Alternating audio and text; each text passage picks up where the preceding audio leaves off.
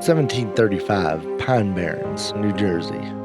The Leeds, a poor family, live in a small cabin in the woods. Already struggling to feed their 12 children, Mother Leeds finds that she is pregnant with child number 13. She curses the child, screaming out, "Let it be the devil!" Months go by, and on a dark, stormy night with her family and several midwives around her, Mother Leeds gives birth to what seems to be a healthy baby boy. After a few minutes, the child begins to cry out. Suddenly, sprouting horns and a tail, fur begins to grow from his skin, and wings appear from his back.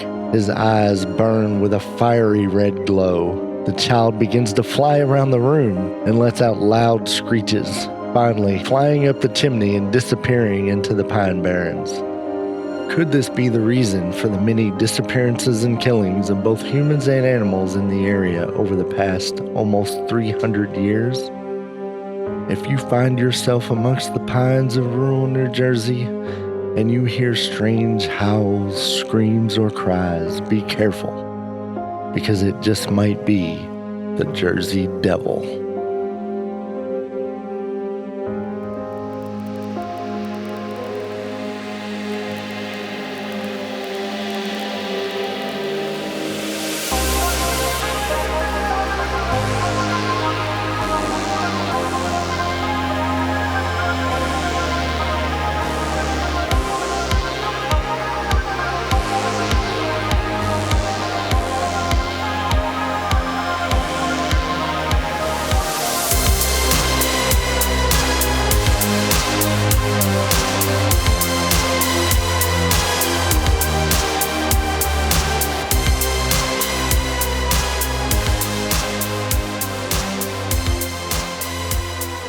Welcome to the No Such Thing as Ghost podcast. My name is Greg. You just heard Andy in the intro talking about the Jersey Devil.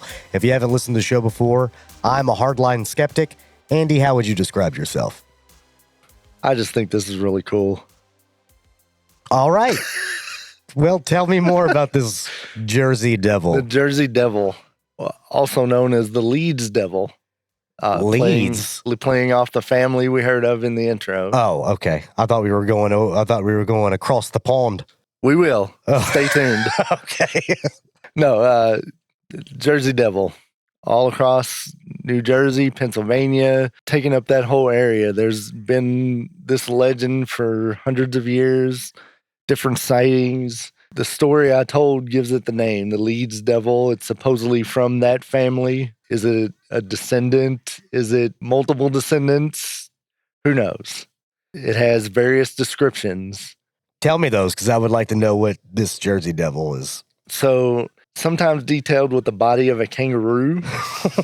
Why? With the long tail. Okay. All right. And the two legs it likes to hop. Cool. When very it's menacing. on land. Very menacing. When it's on land, it's aquatic? No, it goes to the sky because it also has bat wings. Jesus. Okay. So it flies. It has the head of a horse or a goat, possibly a donkey. It's seen in the dark in the woods a lot. So all those kind of fit the same mold. Okay. It has horns. It has hooves. It's usually described with small arms with possibly claws or paw-like hands. T-Rex arms? Maybe, yeah. Okay. Yeah, I definitely on the smaller side. Okay.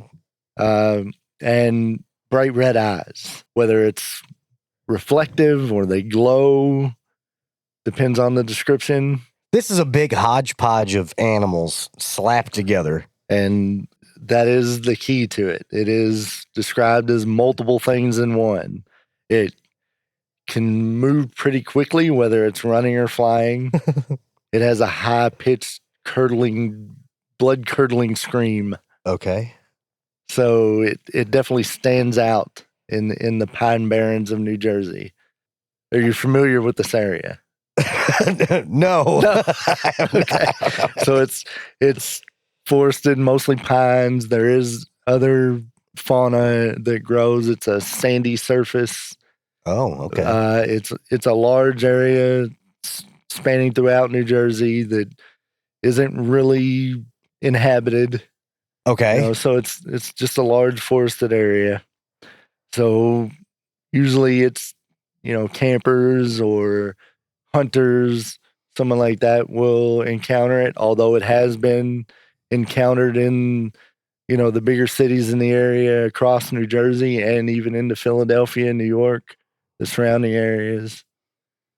So it's kind of a big area that it has been sighted in. It seems to be a woodland creature, but it does like the water. There is water surrounding the entire area. So I mean, maybe you're right. Maybe it is aquatic. Who knows? Also, I mean, it's a little bit of everything. A so big I guess transforming hybrid animal. Maybe it has a little part fish in there. Who knows? I mean, if we're just gonna cram together different kind of animals, I mean, might as well. I mean, nothing's off limits here. We can just. It's got the head of a donkey, the face of a rodent, the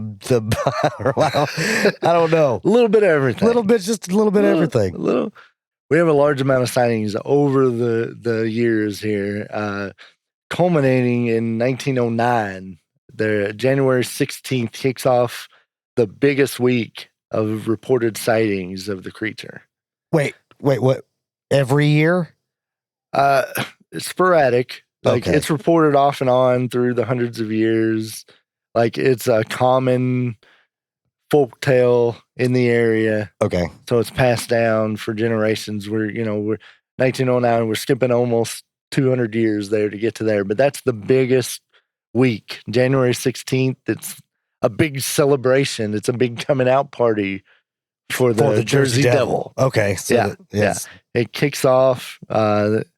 There's strange hoof prints in the snow, including on the rooftops of South Jersey. So it's coming into the city. It's the winter time. There's snow everywhere. They're seeing weird hoof prints, even on rooftops. So Santa Claus. He's a little late. Oh, okay. But maybe he had to come back and he forgot a couple presents. He left a few things in the sled. The newspapers are reporting it. There's pets and chickens being killed along with descriptions of the devil being sighted in the area. The Philadelphia Zoo posts a drawing, which we'll have in the show notes. Okay. And they offered a $10,000 reward for the capture of the beast. Nobody collected it. Well, why else would they post a $10,000 reward? Because they knew nobody was going to catch it. Big money in 1909. Yeah, they knew nobody was going to capture it. So one of the big sightings, policeman James Sackville, he's walking his beat in Bristol, Pennsylvania, towards Buckley and Carson Streets, and he heard dogs barking and howling. So he decided to check it out. He turned down towards the canal, and he sees a creature just looming over the canal. He starts walking towards it, draws his pistol, and then starts running at it. The creature turns and hops down the canal and then takes flight. Sackville got off a couple of rounds when it got close to the ground, but didn't apparently hit it. And he scared it away. It soared away into the night. He described it as having wings, hooves. It hopped around like a bird and took off much like a bird with those other animal features, the same ones we talked about. Right. Looked like a goat or a horse, had hooves. So on and so forth. Yeah. He said it had a terrible scream, and it was just very, quote, peculiar looking. Cool. Yeah. We have a policeman. There's multiple sightings this week. It's on a rampage through the Jersey and Pennsylvania areas. Like, it's becoming a thing. Yeah. Okay. I mean, I guess people are making drawings of it and putting in the newspaper, and the zoo's offering rewards, and then I don't, there's not a lot of things I can say because this is so obviously goofy. I mean, they're seeing something. Are they?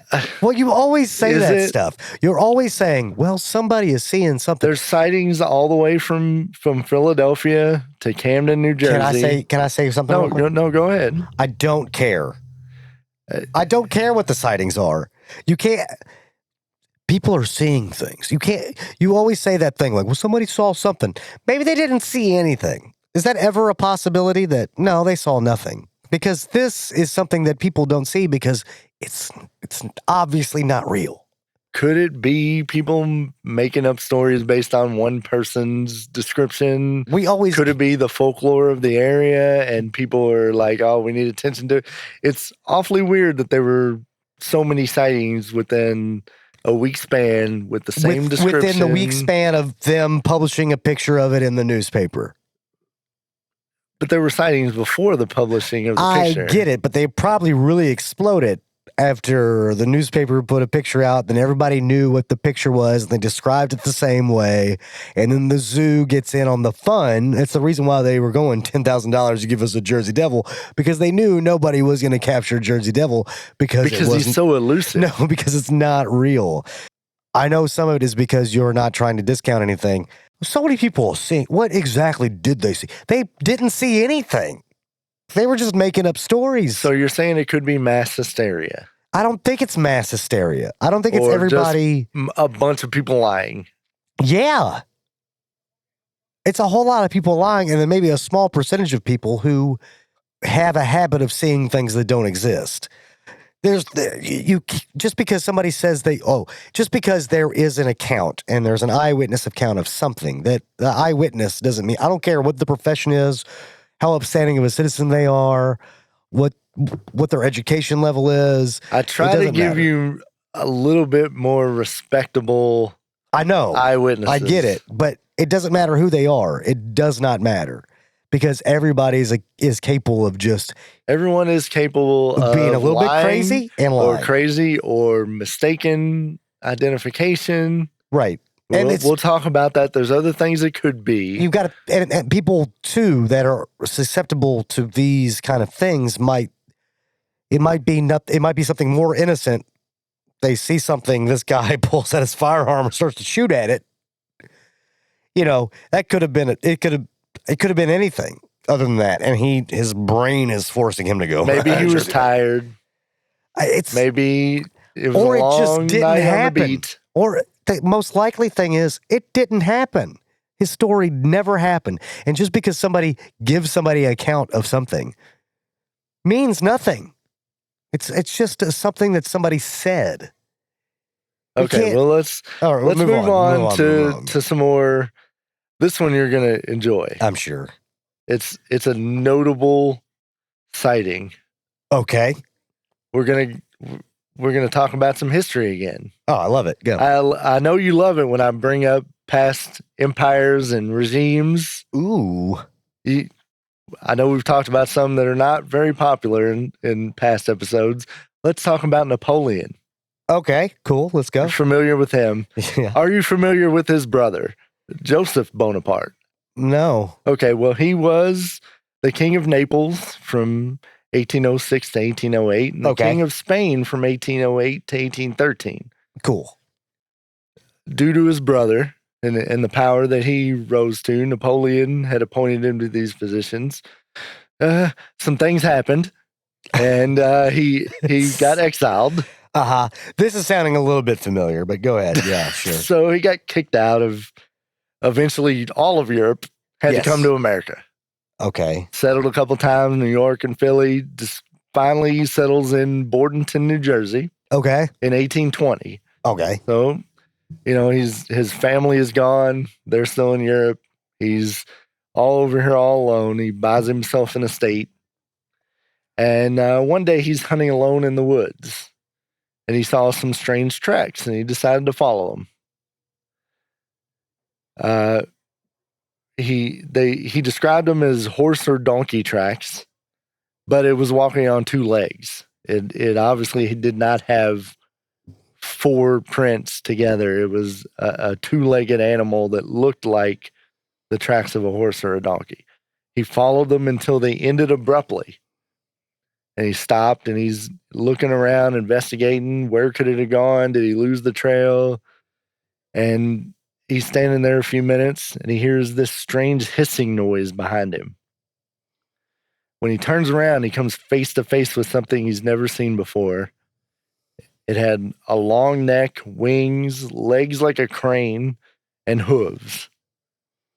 It had stumpy arms with paws and a face like a horse or a camel. He froze, staring face to face at this creature, and neither one of them moved for a minute. Finally, the devil hissed again and suddenly just flew away, just rose up. He went back to town. He told his friends about it. They informed him of the legend, which he apparently hadn't heard of before, of the Jersey Devil. And from the rest of his time that he lived there until 1839, he was off hunting it, never apparently found it again or encountered it again, but it left an impact on him. He told his friends, who informed him of the legend, which he apparently didn't know at that point. He's known to have been on the hunt for the creature until he returned to Europe in 1839, but apparently did not see it or find any trace of it again. That's all well and good. I appreciate all the stories that you're providing to me.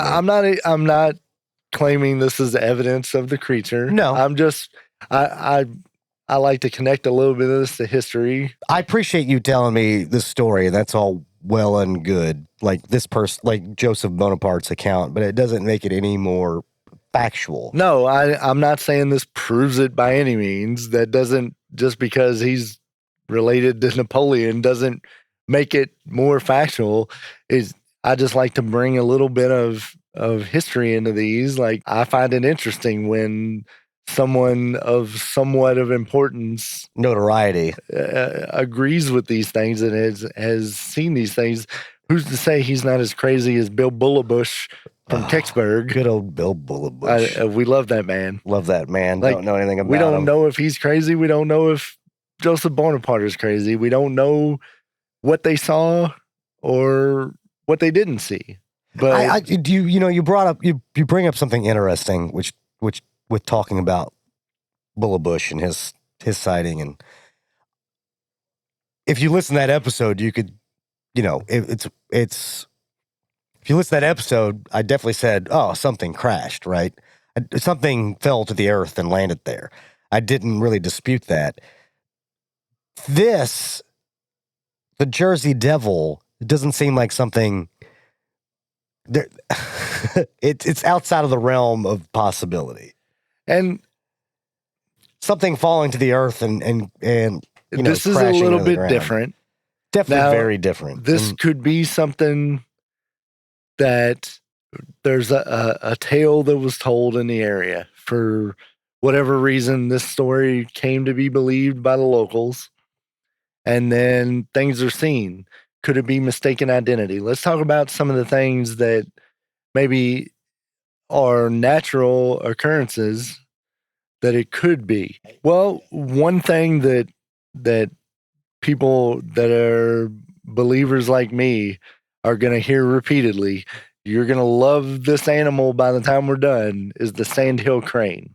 Yeah, okay. Yeah, it's a big crane. It's got long legs. It's very long legs, long big neck, feet, long neck. Big wingspan. Could be as tall as a human. They get pretty big. Some of them are close to the average human height. So this is something that non-believers and I mean even believers go, hey, are you sure it wasn't a sandhill crane? Yeah. We can post some photos of that for those that are non-familiar. Like, it is a big bird. It could be mistaken for a Jersey Devil on a dark night. You're caught by surprise. Maybe you're already filled with fear. It's definitely something to bring up. They could be in the area. Then there's a little bit more fantastical, something that's not native to the area, but is a natural animal, does fit some of the description. Maybe it's a kangaroo. Could it have escaped from a circus or the zoo? the zoo or something? That's a possibility. I don't see how it. I mean, well, there are accounts across the country of phantom kangaroo sightings across the U.S. It's not a natural animal, but there are weird collectors that get illegal animals. There are escapes. There are circuses. I get that. I'm just saying that the kangaroo only matches in certain aspects. I think the most characteristic of it would be the wings, right? Because, yeah, you could have something long, tall, skinny. When you first gave me the description of it, I was kind of like, oh, it looks, you said you led with kangaroo, right? And which I get, but the wings adds another element to it. Like the wings would be the most characteristic thing to me. And that doesn't fit, obviously, with a kangaroo. No. The body type could, with the two big legs at the bottom, short legs on top, the long tail. Are people mistakenly saying it's flying away, or did it just disappear into the woods? I'm not saying it perfectly fits. I would hope that the residents of the area would know what a sandhill crane looks like, right? You would think so. You're also considering moments of maybe stress or terror. Are they shocked that the bird popped out? Are they as surprised as the bird is, or the kangaroo, or the Jersey Devil, whatever it is? I get it, but here's back to that human problem that I always have. Yes, is jumping to the conclusion that it is the Jersey Devil, right? Instead of going, oh man, that's probably a big bird. I can understand if it's dark and a big bird just happens to be around you or startles you, and your initial reaction is like, oh, what we got? Like, you know what I mean? That initial moment of that panic that happens for that split second, and then your wits come about you, and then you go, oh, big bird. That's that sandhill crane. Why? The people that are so sold on the Jersey Devil thing, the people that are the least reliable narrators, okay? Because they are the ones that's the first thing they go to. The first thing, oh, that's a big monster thing. They're the people that are reporting this because they're the ones that are shooting at them. It's even, I don't know anything about Joseph Bonaparte, about if he was an alarmist or not. If you believe the story, he didn't know anything about the Jersey Devil. He had just moved here. I don't believe the story. I don't believe the story. I don't believe maybe the story, maybe the I don't believe the timeline. I just don't. Considering somebody after the fact you believe he heard about the story of the Jersey Devil, which is a possibility. He's the king of Naples. He was king of Naples and then the king of Spain. He got promoted. He got demoted and promoted at the same. There's a lot of things that happen there. That's a different podcast. He then became exiled. So then he's going to the United States and trying to make his way there, starting from the ground up, which is like Trump saying he got a loan from his father for $1 million to start a business. He's a popular guy. Yeah, I get it. But he's also coming in trying to make a name for himself. So you're saying the way that he comes over here and stakes his claim to fame is by going, saw that devil. Yeah, well, he's engrossing himself because he came here and I'm sure he had a way to make money, so he probably opened a business and everything. He's trying to be a member. I think he still had money because he was exiled by his brother. I get it, but he's also trying. And he wasn't overthrown. He's trying to just put himself kicked out. He's trying to be part of the community, and then how do you become part of the community? You kind of add their local legends and tales. Like he's blending in. He's becoming one of them, or like I think that's a lot of it. Like, and plus I don't know if there's an article or a memoir written by Joseph Bonaparte that says, I specifically saw the Jersey Devil when No, it's a story. Well, when he saw it, he didn't know it was the Jersey Devil. He just thought it was a weird thing. I get it, but there's nothing that I can't go back into his diary and go, on this day when I came here, Let's see after the show if we can call him up, get the Ouija board out. Yeah. Talk to Joseph Bonaparte. Let's do it. And see what he says about it. All right. But so we've talked about the possible live animals that it could be. I mean, I guess technically it'd be just a horse running through the woods and somebody thought it flew away. I don't know how you mistake. Also jump into conclusions because it shouldn't fly. I think if you're going to look at a reasonable live animal, I guess the sandhill crane is the most. Forgive me, likely. listeners. I know you hate that one. If we're looking at a live animal, that's the most likely one. Now let's look at a little bit of mythological equivalents. Okay. Just like I like to do.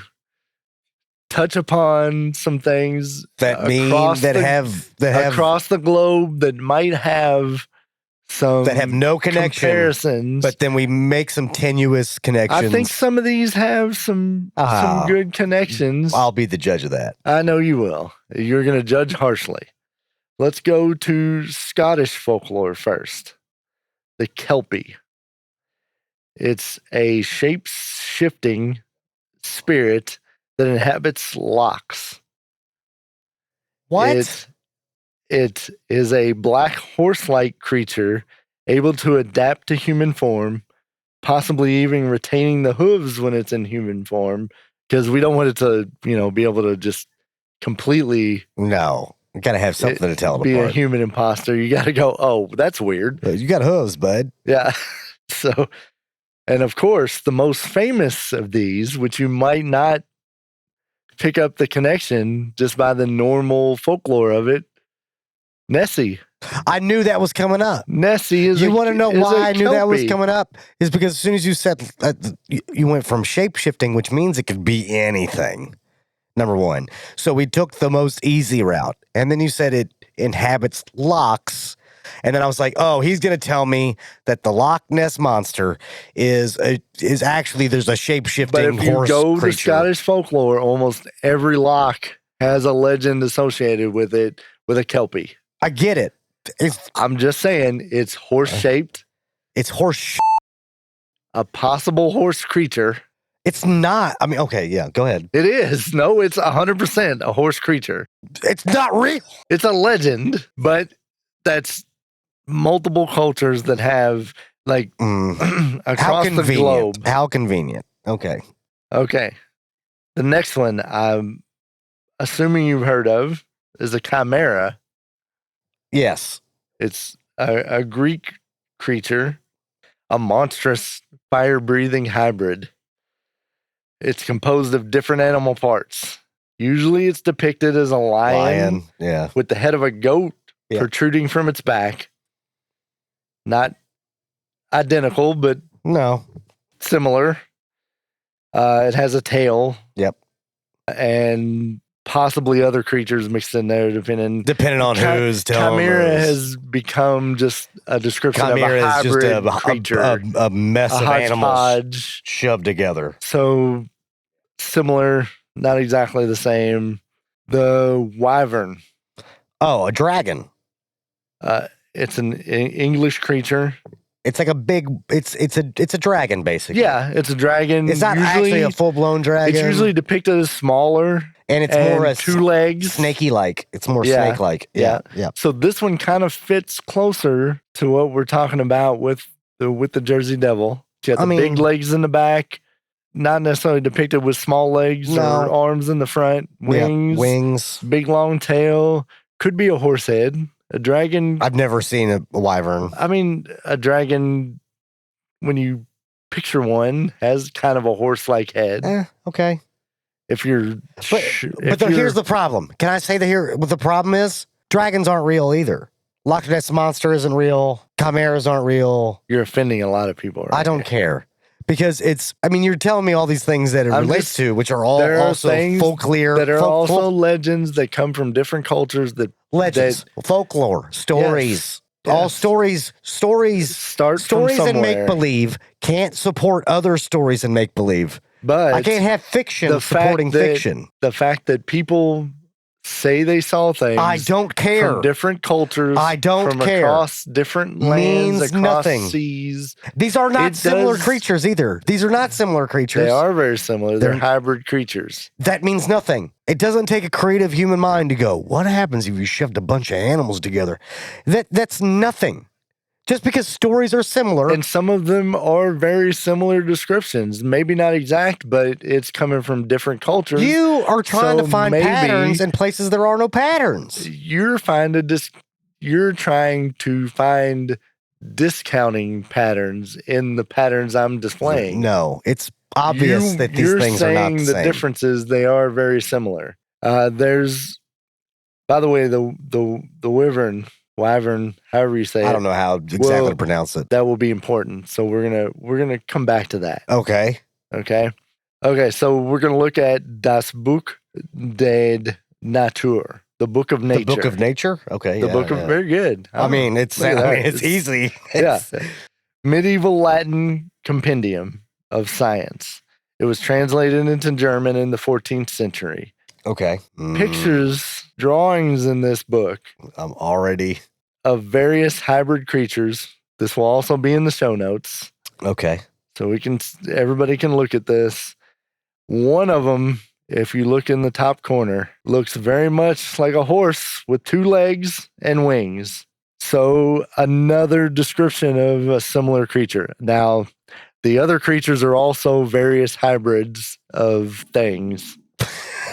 This is nothing. This is an artist having fun. But there is one artist that decided this was the thing. I'm going to shove this one together. In the 14th century. None of that matters, though. Well, it's not salient. I'm not saying it's complete evidence. I'm saying it's multiple cultures describing similar things. That's what all people, I talked about this before. All people are the same. All people from across the globe have the same ideas. We're not as creative as we think we are. We're not as different as what we think we are. Fiction supporting fiction, guess what that is? It's still fiction. It's not fiction, it's folklore. Which is fiction. Which is stories that are passed down that could be expanded upon or dramatized. But for the most part, it's fiction. Usually originate from something.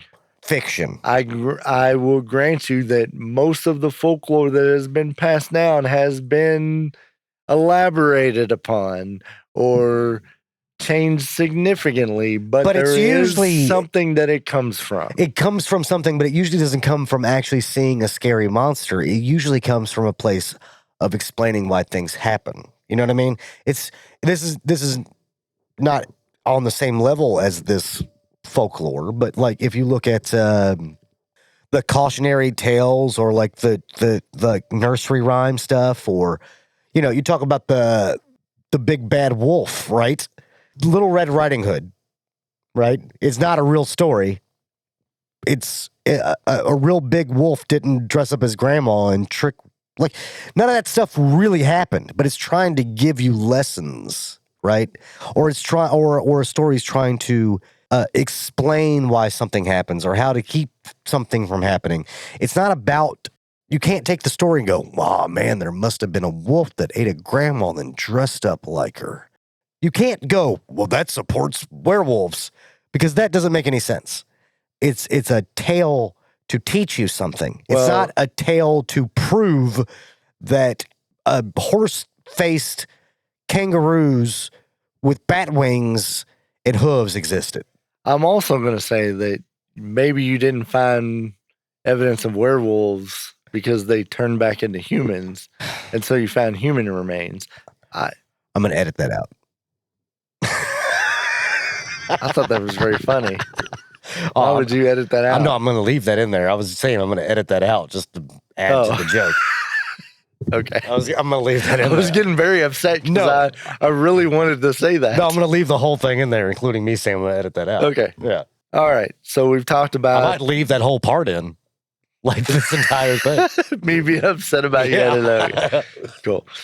So we talked about the wyvern being important. Wyvern. I don't know how it's pronounced. Yeah. The dragon-like creature. So let's talk about a little maybe counterpoint to the original story. Let's go back to that story that I told, the Leeds family. So that family is important in the area. There are records of that family. Daniel Leeds was a Quaker in New Jersey who published the American Almanac in 1687. He was a Quaker who settled in the area, became a little bit maybe rambunctious against the Quaker theology. And so the American Almanac contained some symbols, language, and names, along with some astrological data that was a little bit too pagan for the Quakers. So they started to turn against him a little bit. They eventually ordered that all of his almanacs were to be destroyed. They collected them all, burned them. You know, what we do here in America. We don't like it, we get rid of it. Yeah, we hate books. Yeah. So he decided to take a stand. He broke away from the Quakers, and he continued to publish this almanac and several other books that were continuously more anti-Quaker, which just upset them even more. It didn't make him a very popular guy in this area. So in 1716, he retired from publishing and left the business to his son. His son Titan took over, and he decided to redesign the cover of the almanac, but to keep printing it. The new cover included their family crest.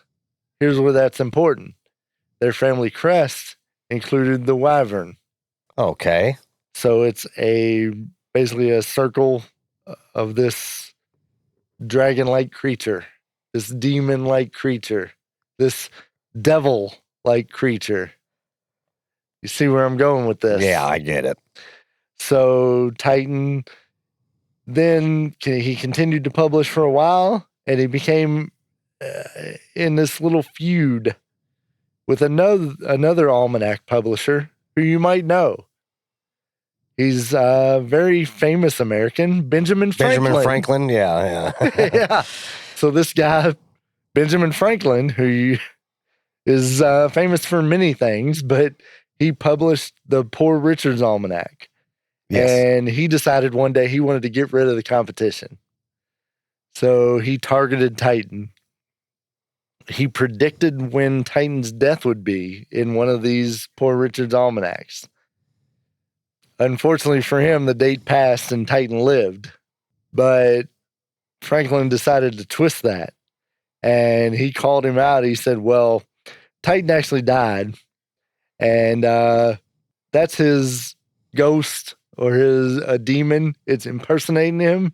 And he's decided to haunt his old friend Benjamin Franklin just out of pure evil, I guess. Sure. You know? So Benjamin Franklin comes up with this joke, and he's printing all this, and we're in the early times here. So people are believing it. Oh, and all in it. They're buying in. He, of course, passes that death date, doesn't die. The joke goes on. Shortly after this, Titan does die in 1738. Now, if you notice, that's very close to the birth of the Jersey Devil. Uh-huh. So we could be getting a hint here of where that story could have originated. A little bit of a crossover there. You know, this guy has the wyvern, the devil, the demon on his almanac. He's being bad-mouthed by a very famous American, Benjamin Franklin, probably more popular than Titan Leeds. And so maybe some stories came out that he was the devil, that he was the Jersey Devil. And then parents need a reason to tell their kids, hey, don't go in the woods at night. Leave the Barrens alone. There's a Jersey Devil out there. It was born to the Leeds family. That all seems pretty reasonable. I mean, that seems like a story that crosses over and creates an origin. Yeah, that's exactly what that is. I mean, yeah, you have, like you said, a popular American figure who has some beef with a guy who's also a known storyteller and intellect and driving a narrative. And his family was already being persecuted in a way. Yes. Because of his going against the Quakers and his outlook, and freedom of religion. Well, very conservative society, early America, and continuing through the time, especially when it comes to religion. It's just a different time. You know what I mean? Yeah. Yeah. That all sounds great to me. Thank you. You're welcome. I don't really have to say anything about that. I thought I would add a little something to help you out. I'm glad you did it, because it makes... That seems completely plausible to me. That sounds like the most reasonable thing. I'm as interested in the history of this stuff as you are. Yeah. There's basis to everything now. Does that discount sightings in the area? I think the sightings discount themselves. This is not a situation, we've talked about some ghost stories. We've talked about aliens. Yeah, right. This is kind of our first cryptid introduction. This feels much more like a story. This is very regional, but it's this is definitely something that I keep reflecting back on the previous one. We go to BEK. This feels like what that was trying to be. Now, BEK doesn't have as much time between it that the Jersey Devil does. Right. And it's not as regional and owned by the people of an area like this is, right? Right. And so when you get something that's in an area that is kind of traditional for the area, right? It is, we brought up folklore, you brought up folklore. It's very much like that. It's more of an identity for an area. Right. And this is something like we talked about. Than it is anything else. Where it's owned by the community. It's definitely something they have clung on to. Hockey Kecksburg fans is a great example. Yes, too. Kecksburg has the festival. There are similar things in the Jersey area, but they've clung on to it. If you're familiar with the NHL, there's the New Jersey Devils. Yes. Just directly named after this creature. There's, it's part of the region. It's part of the people. Right. They really love it. They embrace it. But those people are also not believing that it's real. It's more. Some of it is. Some of it isn't. It's broader than the Kecksburg thing. I mean, some of it is. Some of it isn't. I think the group of people that believe it to be real are minute. A lot of it is just because it's a story. It's part of our area. It's part of our culture. And there it is. And it's something that's caught on, naturally, pop culturally. There's an X-Files episode that is loosely based on it.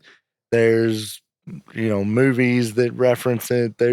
It's something that's caught on everywhere, but it is beloved in the area. But I think a lot of the stories, right? A lot of the stories that we have yet, you have yet to tell me, and a lot of the stories that you have told me can all fit snugly in that same kind of category. They're not, you're closing it down to a certain area, to a certain group of people, right? And I do know this, there's cryptids all over the place. Yes. There's cryptids everywhere, and it's always very kind of regional in a way. You're going to see similarities between cryptids in different areas. There's obviously different variations of Bigfoot across the country that may vary regionally according to the environment. But it's kind of, you were talking about the, a sports team being called that. It's kind of what it is for every region in the United States. It's kind of like, oh, that's our cryptid. It's not so much about the truthfulness of the story as it is about, here's a weird, quirky thing that we embrace because it is part of our story. And again, I say story not as in their history, but as in a story that's been built up as we've, settled and part of it is and moved through time. We can make money off of this. Part of it is it's quirky, fun stuff. And this is known for this. We can have fun with it. Yeah. There's a lot of that, definitely. And even if it is something that people believe, they're going to take advantage of it and try to make the area famous for it. Any way you can get an attraction tourism built up, you're going to see that regularly, yes.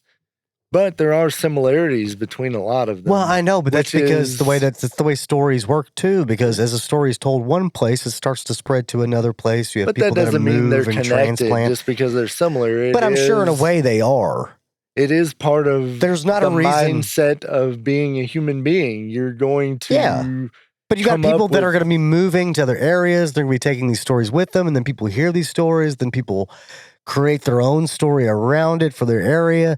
But there's so many factors that too. Like they could be grown of their own stories, and then incorporate other stories, or they could be taken and then reappropriated for an area. That's all great. And the way a story spreads is relevant, but yet irrelevant. I think the question is not the question, but I think the point is not a lot of people might know about a cryptid in their area because a sports team is named, but they're not believing that it's real. This is a fun thing for people to have fun with that's in the background. I think the problem is, the fringe is going, but this is real. And I think that is the goofiest thing to do. This story has been fun. It's been unoffensive. I haven't gotten agitated about anything about it because it has been so... Any of you who took the bet on the rant this week, you didn't win. You lost. Because this is not something that needs a rant, because I didn't really hear anything of anybody being, other than some older accounts, I've not really heard anything about anybody doubling down going, no, it's absolutely real.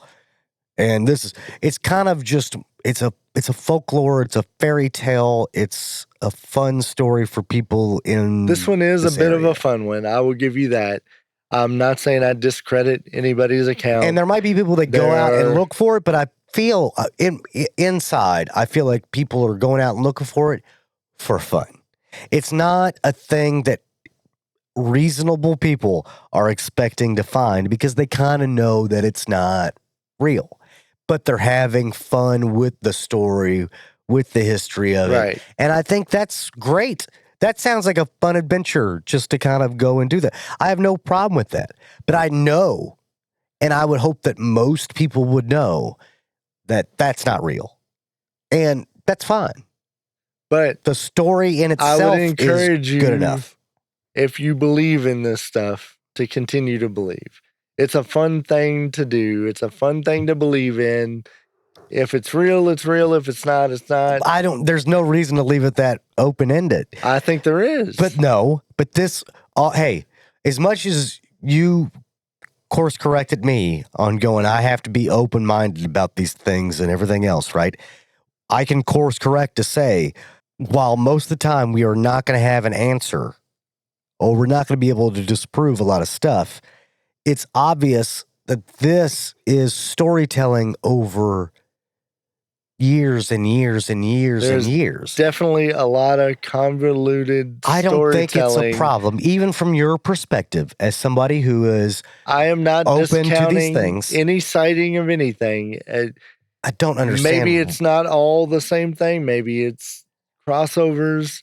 I'm not going to say there is a Jersey Devil that was born to Mother Leeds in 1735. But why isn't it okay to say there isn't a Jersey Devil? Why is that unacceptable to do? No. I'm not saying it's the Jersey Devil. No. But you're not saying that it's not. I'm not going to discount that people have seen something. I don't care what they've seen. That's not what I'm talking about. The Jersey Devil itself, in quotes, is a story that was concocted for the area. Right. But you're also leaving it so terribly open-ended because you're non-committal of going. But that doesn't mean they haven't seen something. I don't care what they've seen. They saw something, but it wasn't a Jersey Devil. Okay, I'm not saying it's a devil. I'm not saying it's a You're kangaroo, being terribly horse, wishy-washy. Goat, terribly wishy-washy. Thing. But you're right. There could be things out there that we don't know. This is not one of them. this could be something other than a Jersey Devil. This is not one of them. There's it's so too many obviously sightings to say.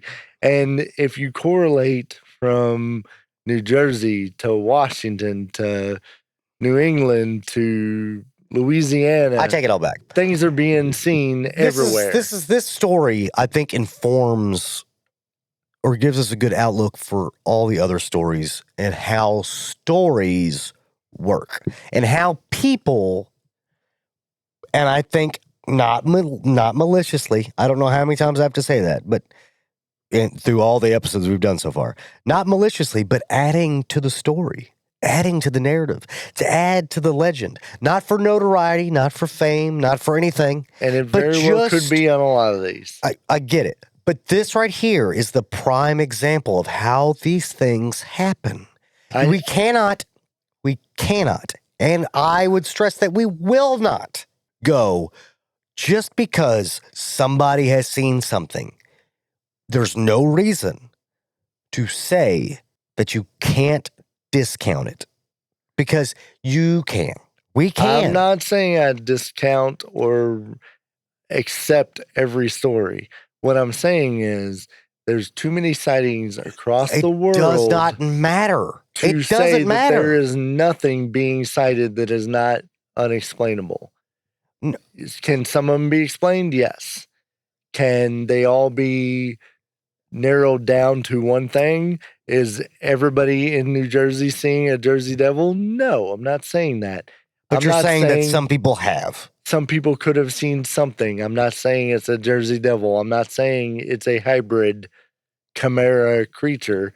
I'm saying they could have seen something unusual. Maybe it's the same thing that people have seen in another part of the country that they call something else. I'm saying there are things that are unexplainable. I don't think these are.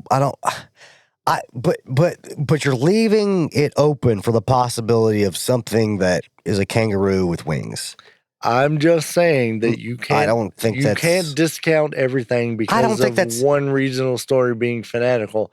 Because I wasn't saying fanatical. I was just saying something that's ingrained in the society. But not every story is because they heard this legend. Did they think it was a certain thing because of the legend? The reason why there are so many sightings is because people were made aware of what was the story being told. And you're going to say, oh, well, the story had to start from somewhere. Yeah, it started from somebody making up a story. And I even gave you discounts to the original story. And I know you did, but I don't think that's healthy. I really don't think that is. But I don't think it's acceptable for you to just go, everything is false. There is no unexplainable, just because we have urban legends and tales. No, I'm not trying to say that there's not things that may or may not be unexplainable, but there's an easy path. There's an easy progression that can be made. And this kind of story of the Jersey Devil gives you a clear outline of how other stories kind of gain this momentum and this life and how they get ingrained into people, right? How they become part of the narrative, how they become part of who they are, right? Their identity a little bit. And I am not contradicting any of that. I get it. But what I'm trying to say is all these things kind of are building up. Like they're stacking together. The stories that you're telling me, the observations, they're all stacking up together. And they're giving a clear picture of narrative, right? How people contribute to narratives. And like I said, doesn't have to be mean-spirited. It doesn't have to be malicious in nature. But how that narrative, right, everybody feeds it a little bit of life, and then it grows, and then it sprouts, and then it becomes it like the roots kind of take hold everywhere, and then it becomes not factual, but it becomes part of everything, right? And I get that. I get that. The narrative stands. Everyone in this area has heard that story. And so maybe because of the human mind, you see something you can't explain, and then you and attribute it fits a certain legend, or you a make certain it story, or you make it fit. Yeah. Maybe not intentionally. No. It's not saying the person is lying and saying, I saw something with a kangaroo tail and bat wings. I'm not even saying that either. But if you see something strange and you already know a story is attributed to your area and you know the tales that other people have told, you're going to conform it to that just because that's how your mind is going to perceive it. I'm not saying that you're complete. I think this story is a good starting point for us to kind of prove both sides. It is a story that says in this area we know this thing exists, and so from that known story, you're going to get stories of a sandhill crane that morphs into a kangaroo bat goat man. Mm-hmm. And you're going to get stories of someone who saw what was not a sandhill crane that maybe they couldn't explain that still forms into that chimera object. Maybe it was something different. Maybe it was still an unknown creature. Why does that? I don't. No, I'm just saying it fits both of our stories. It could be something that is known that is mistaken for something legendary, and it could be something unknown that is mistaken for something legendary. It kind of fits both narratives. I get it. I'm not saying that either one is right that either one is wrong. You're going to make me feel bad because you're being so open-minded and compromising and trying to see both sides of it. This story fits that to a T. But here's going to be my counterpoint, and it's going to be really simple, right? They did not see anything unknown. But did they? They did not see anything unknown. We don't know. I do know. You don't know. I do know. You weren't there. You don't know. It doesn't matter, Andy. I don't have to take anybody's word for it, especially when it's... A man could go in the woods and say, I saw a deer. Yes. And he could be wrong. Yeah. But if the man comes out and says, I saw a monster with the head of a goat and the body of a lion and the wings, I'm going to go, you're an idiot. You need to seek mental help immediately. But the same man could go into the woods and say he was charged by a deer and ran out of the woods because he thought it was going to gore him. But I know a deer is... We've talked about this before. I know a deer is real. We know a deer is real. But maybe he was mistaken. Maybe he's a normal hunter that goes into the woods and looks for deer, and so he assumed it was a deer, but it wasn't. What was it? We don't know. It's unknown. I'm going to cut all that. I'm going to legit cut all that. No. Because that doesn't make any sense. That makes no sense. Why does that not make sense? No. Okay. Because the human mind fixates on something that it knows. I get it, but Whether it also fixates on shit that it doesn't know. But it does. That doesn't make any sense. He could see something that he doesn't know what it is and go, that was a deer. Because I don't believe that there's something unknown, whether it's a Jersey Devil or it's a Bigfoot or it's a chimera. It doesn't matter. He knows he's going to hunt deer. This deer charged at him. He thought it was a deer. We don't know that it was. Where is the fantastic story in that? Where is the there thing is that... No. Where is... No, wait. I'm telling you a basic story. I get it. We don't know. What breaks logic? What breaks logic there? Nothing does. Then it's different from somebody telling me a story about an animal that does not exist. And then I'm supposed to believe it? I know what a deer is. It does I know what a hunter logic is. If it's not a deer. If That's it is stupid analogy. Unknown, that is a dumb it's a perfect analogy. If it's unknown, but what's unknown about a deer? But it wasn't a deer. Because you're adding layers of complexity to something for no reason. It's no different. No, it's different because the person telling the story is telling me something that doesn't exist that is fantastical. But you assume that it's a deer because he told you it's a deer and you know a deer is real. Andy, that doesn't make any sense. I'm not saying it is something what you're unknown, telling me but does it not, could be. Those two, what you're telling me does not correlate. It does correlate. No, it does not. It exactly correlates. I'll leave all this up and have reasonable people completely tell you that you're wrong, because that story is completely different than from somebody telling me a story about something that could not happen versus something that may happen, right?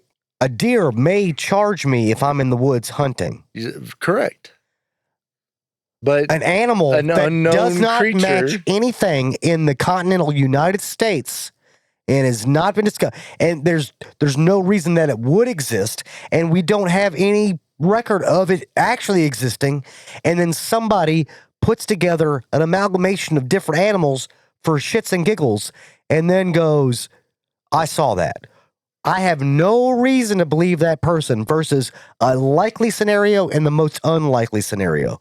The most unlikely scenario is somebody seeing a mythical creature versus somebody encountering a real creature that we know about, because you have to base things off of what you know, not what you want to know or what weirdos say they think they know. I'm not saying that mythical creatures are real.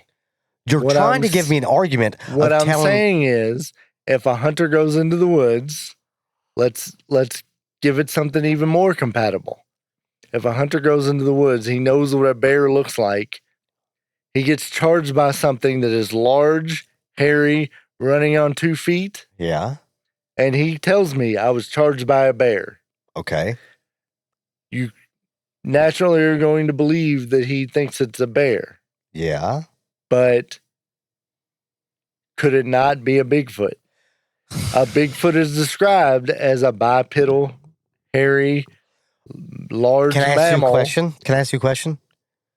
Why, when the guy told me it was a bear, why would you jump to the conclusion of calling it a Bigfoot? I'm not jumping to that conclusion. I'm saying it's the same scenario. It's not. It's not. If he's going into the woods and he expects to see a bear, no. He would describe it as a bear. Sense. But maybe he was mistaken also. Just because the person who goes into the woods or goes outside their house and doesn't know. All right. So at this point, what you're telling me is this is your outlook on the world, which is the outlook of a dullard. Why is that? Now, listen. What if we prove that Bigfoots are real? It's not real, Andy. It's perfectly odd. I know you want to live in this little world where Bigfoots could be real. Fun stuff happens. We find new species all the time. It definitely could be real. That's the point of the show, is to discuss. You don't find what could and couldn't be real. Find 7-foot monkey man randomly in the United States in a boreal area. You're going to find insects. You're not going to find a giant monkey man because it would have already been seen. And here's the next thing: it has been seen. I've seen a few of them, and it's a dude in a costume. But what I'm trying to say is, you're going to take a reasonable story from somebody and then put on the fantastical. If that's your magical way of thinking, then you just go live at Disney World or something. Like, go live in a magical land. There is no reason to say, here's a logical story. Let me go ahead and add some crazy stuff to it. Just, you thought you saw what you think you thought you saw, but no, that was a Bigfoot. That is the dumbest damn thing I've ever heard in my entire life. That is the story of somebody who has their head up their ass and their butt in the clouds. I'm not always saying it's a Bigfoot just because someone gets chased out of the woods by a bear. I'm just saying, on the same note, if someone goes into the woods and sees something fantastical, then why, on the other note, couldn't someone go into the woods and see something normal? Because one is based in reality. But believe, if they're not going in believing that big feet are real, Bigfoots, big fights, whatever the plural is, if they're not believing they're real, then they're going to see a bear. But is it a bear? Why is that even an argument? Because I know that bears exist. 99.9% of the time, if they see a bear, okay, it's a bear. This is stupid, though, because we're talking about something that it's not any different. Yes, it is. No, it's not. Because one thing is real and one thing isn't. But we don't we do know this for a fact. We do. Big feet. We do. Bigfoots. Big fi. Big man. Big man. We don't know he's not real. We do. We, at this point, believe he may not be real. Do we have Bigfoot skeletons? Do we have Bigfoot taxidermy in a museum? Do we have... There are many explanations for that we will go into in Big Feet's episodes. I don't know how much this is actually going to stay because I'm just saying that is ridiculous, Andy. You can't. It is ridiculous, but is it more ridiculous than assuming that someone saw something fanatical and it was a normal thing? Absolutely. Well, that's your opinion, and that's why we're having this show. But it's not an opinion. One is, you have to operate within reality. That is an opinion, and if anyone else would like to weigh in and give us their opinions, how can they tell us that, Greg? I don't know. I'm not done talking yet. I feel like you did. This is all a big setup to get a rant out of me. Anyway, they can find us on Instagram. No such thing as Ghost Pod. Correct. They can reach out to us on Facebook. No such thing as ghosts. Correct. And then they can email us, no such thing as ghostpod@gmail.com. And all of these things, please tell us where we're right, where we're wrong, what your opinions are, what your experiences are, where you lie in the fanatical or the weird science that Greg is. It's not science, it's reality. Also, we're going to be setting up a voicemail soon. So you will be able to leave an extended message. Leave a message, and we'll play some of your stuff on the air. It could be a little bit harsh. I would ask you not to curse or be too. We're trying personal. To be family friendly. We'll see how long that lasts. Do some bleeping if we need to. We have to do some strategic bleeping. Be as free as you need to be, but give us your opinions. Yeah, give us your rants, stories. If you want to go on a 5-minute rant like Greg does, hey. If you're a fan of that, do it. Do it up. And yes, I might be a little harsh on some of the stories you tell me about certain things going on, but that's part of the deal.